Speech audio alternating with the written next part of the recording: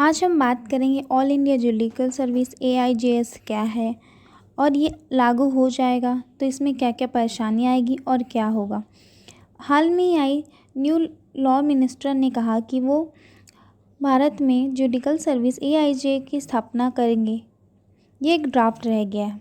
स्वतंत्रता के तुरंत बाद भारतीय प्रशासनिक सेवा और भारतीय पुलिस सेवा की तर्ज पर एक अखिल भारतीय न्यायिक सेवा AIJS का प्रावधान किया गया था, मतलब बिल पास हुआ था। वर्तमान में AIJS का विचार न्यायिक सुधारों की पृष्ठभूमि में प्रस्तावित किया जा रहा है, जो एक विशेष रूप से न्यायपालिका के जो रिक्त पद है ना, जुडिकल सर्विस, उसके लिए पारित किया जा रहा है। जो ये बहुत इंपॉर्टेंट कदम है, मतलब ये इसकी ज़रूरत है क्योंकि बहुत सारी सर्विसेज जो जुडिकल सर्विस के जो रिक्त पद हैं वो खाली है, उनके भरने के लिए बहुत ज़रूरी है क्योंकि हमारे यहाँ पेंडिंग केसेस ज़्यादा हैं और जज कम हैं। AIJS के लिए संवैधानिक परिचय, मतलब AIJS है क्या, ये भी बहुत इंपॉर्टेंट क्वेश्चन है। AIJS को पहली बार वर्ष 1958 में विधि आयोग की 14 रिपोर्ट के द्वारा पारित किया गया था।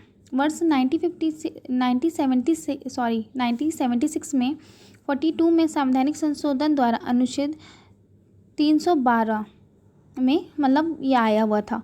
संशोधन करने के संसद को एक या एक से अधिक अखिल भारतीय सेवाओं का निर्माण के लिए कानून बनाने का अधिकार दिया गया, जिसमें AIJS भी शामिल था, जो संघ और राज्य दोनों के लिए समान है। मतलब इस हिसाब से ये जो जुडिकल सर्विस है ये ऑल इंडिया सर्विस होगी। अनुच्छेद 312 के तहत राज्यसभा को अपने उपस्थित और मतदान करने वाले सदस्यों की कम से कम 2/3 सदस्यों द्वारा समर्पित एक प्रस्ताव पारित करना आवश्यक है।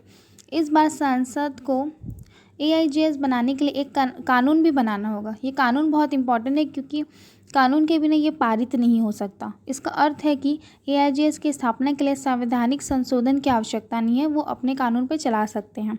भारत के सर्वोच्च न्यायालय ने भी अखिल भारतीय न्यायाधीश संघ बनाना भारत संघ मामले 1993 में इसका समर्थन करते हुए कहा था कि AIJS की स्थापना की जानी चाहिए। हाँ, इंदिरा गांधी द्वारा इसका ये प्रपोजल दिया गया था।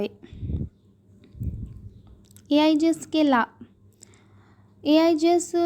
के लाभ बहुत इम्पोर्टेंट क्वेश्चन है क्योंकि AIJS के लाभ क्यों इम्पोर्टेंट है, क्यों पारित होना चाहिए, AIJS है क्या, तो आगे बढ़ते हैं। ये इसके हिसाब से जनसंख्या अनुपात के अनुसार न्यायाधीशों की संख्या की रिपोर्ट में 1987 में सिफारिश की गई थी कि भारत के प्रति मिलियन जनसंख्या में 10.50 न्यायाधीश तत्कालीन की तुलना में 50 न्यायाधीश होने चाहिए, जो कि नहीं थे, जिस वजह से पेंडिंग केसेस के लिए प्रॉब्लम हो रही थी सुलझाने में, क्योंकि रिक्त पद बहुत कम हैं और रिक्त पद ज़्यादा है, न्यायाधीश कम है, तो उनके लिए ये ज़रूरी है। फिर AIJS न्यायिक क्षेत्र में अंतर्निहित अंतर को पटाने की परिकल्पना करता है। क्यों करता है? क्योंकि इससे रिक्त पद भर सकते हैं और जितने भी पेंडिंग केसेस हैं उनकी जल्दी सुनवाई हो सकती है।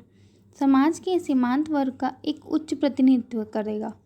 सरकार के अनुसार AIJS समाज के हाशिए पर स्थित और वंचित वर्ग के समान प्रतिनिधित्व के लिए एक आदर्श समाधान है। इससे जो वंचित वर्ग हैं उनकी जो केस है, जो प्रॉब्लम है, उनकी जल्दी से सुनवाई हो सकती है। प्रतिभा को आकर्षित करता है। सरकार का मानना है कि अगर इस तरह की सेवा सामने आती है तो इससे प्रतिभाशाली लोग का एक पुल बनाने में मदद मिलेगी, जो बाद में उच्च न्यायालय का हिस्सा बन सकती है। जितने भी प्रतिभाशाली बच्चे हैं, युवा हैं, उनको एक अच्छा प्लेटफॉर्म मिल सकता है, जिससे देश के लिए बहुत कारगर साबित हो सकता है। बॉटम अप दृष्टिकोण। भारतीय में बॉटम अप दृष्टिकोण निचली न्यायपालिका में भ्रष्टाचार और भाई भतीजावाद जैसे मुद्दों को भी निपटाने में सहायक होगा। यह समाज के निचले स्तरों को न्याय व्यवस्था की गुणवत्ता को सुधार करेगा। जो निचले वर्ग हैं, जिसमें कि भाई भतीजावाद, जो पर्सनल जो रहते हैं परेशानी, उसको मतलब ऊपर उठा सकता है, उसकी परेशानी को सॉल्व कर सकता है। इसीलिए ये बॉटम अप दृष्टिकोण हो सकता है। ये भी एक अच्छा मेरे हिसाब से ये भी बहुत अच्छा निर्णय है। और चलिए आगे चलते हैं, हम इसके क्या क्या परेशानी आ सकती है इसको लागू करने में। तो अनुच्छेद 2.33 और 312 के बीच दोनों के बीच में विभाजन हो सकता है। अनुच्छेद 233 के अनुसार अधीनस्थ न्यायपालिका में भर्ती राज्य का विशेष अधिकार है। इस कारण कई राज्यों और उच्च न्यायालयों में ने एक विचार का विरोध किया गया कि यह संघवाद के खिलाफ है। हाँ, संघवाद के खिलाफ है, इसके लिए बहुत सारी परेशानियां आ रही है सामने। यदि इस तरह के नियम बनाने और जिला न्यायाधीशों की नियुक्तियों को नियंत्रण करने की राज्यों की मौलिक शक्ति छीन ली जाती है तो यह संघवाद के सिद्धांत और बुनियादी संरचना सिद्धांत के खिलाफ हो सकता है। ये सब भी एक परेशानियां हैं जो इस AIJS को लागू करने में आ सकती है।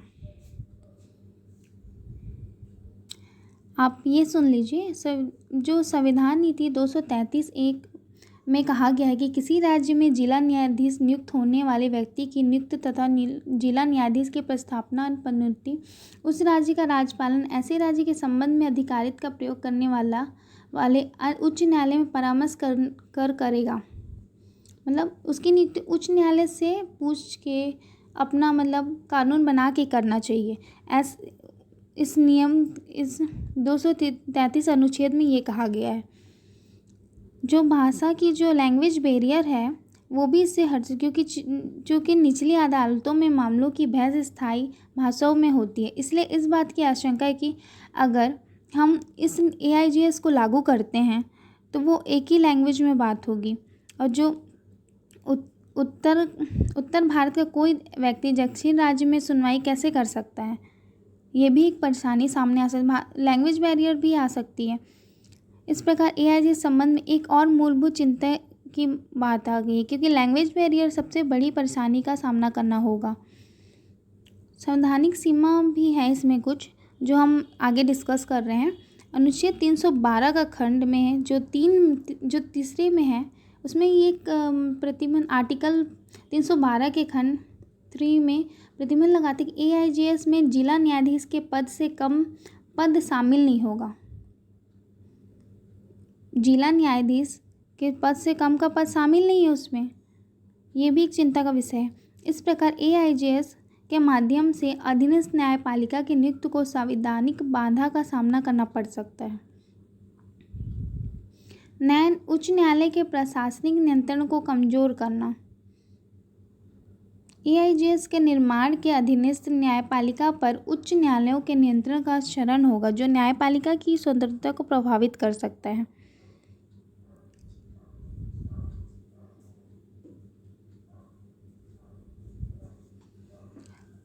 ये बात तो निकलती है, लेकिन हम आगे इस बारे में ये भी बात कर सकते हैं कि लंबित मामलों की दुर्गम संख्या एक भर्ती प्रणाली की स्थापना की मांग करती है जो मामलों के त्वरित निपटाने के लिए बड़ी संख्या में कुशल न्यायाधीशों की भर्ती करे। हालांकि AIJS जो है यह एक निर्णय उठाने के लिए एक बहुत आवश्यक कदम है, क्योंकि जो रिक्त पद है उनकी भर्ती के लिए तो AIJS के लिए बहुत ज़रूरी है जुडिकल सर्विसेज के लिए।